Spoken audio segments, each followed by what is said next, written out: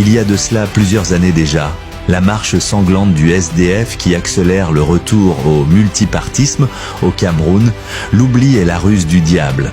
En février 1990, un jeune libraire de Tarikon, ni John Froudi et maître Siga Asanga déposent les dossiers pour la légalisation d'un parti politique, le SDF à Bamenda, à la préfecture de ville. 3 mois après le dépôt légal, n'ayant toujours pas reçu de réponse de l'administration, ils considèrent alors, comme le veut la loi, que la reconnaissance implicite du parti est actée. Dans un communiqué en date du 15 mai 1990, le SDF invite ses sympathisants et militants potentiels au meeting inaugural du parti à Bamenda le 26 mai 1990 à 14 h. Pour marquer le coup, le nouveau parti souhaite procéder à une longue marche dont le point culminant sera le stade municipal de Bamenda où les discours se tiendront.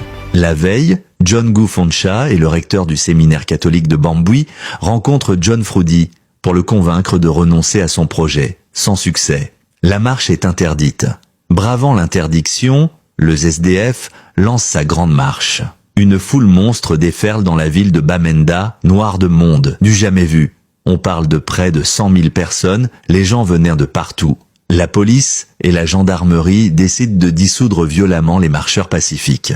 La violence de la riposte policière est telle qu'on enregistre 6 morts, les premiers morts de la démocratie. Le SDF et son chairman venaient là de marquer un sérieux coup qui va accélérer la démocratisation du Cameroun. Pour riposter au coup de force du SDF, les barons du régime avec à leur tête Emma Bassil, le tout-puissant maire de Yaoundé, vont organiser des marches contre le multipartisme. Mais face à la soif du peuple qui réclame le multipartisme et le poids du discours de la Baule de Mitterrand, le président Paul Biya lui-même va capituler lors du congrès du RDPC du 28 au 30 juin 1990, durant lequel il affirme, quelques mois plus tard, l'Assemblée nationale du Cameroun se réunit au cours d'une session baptisée « Session des libertés ». Des textes de loi sont adoptés au rang desquels celui portant liberté d'association et de partis politiques au Cameroun.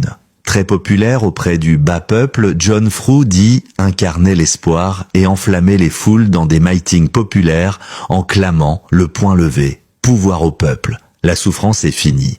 On lui prêtait même des pouvoirs mystiques. Abonne-toi pour découvrir encore plus d'histoires du Cameroun.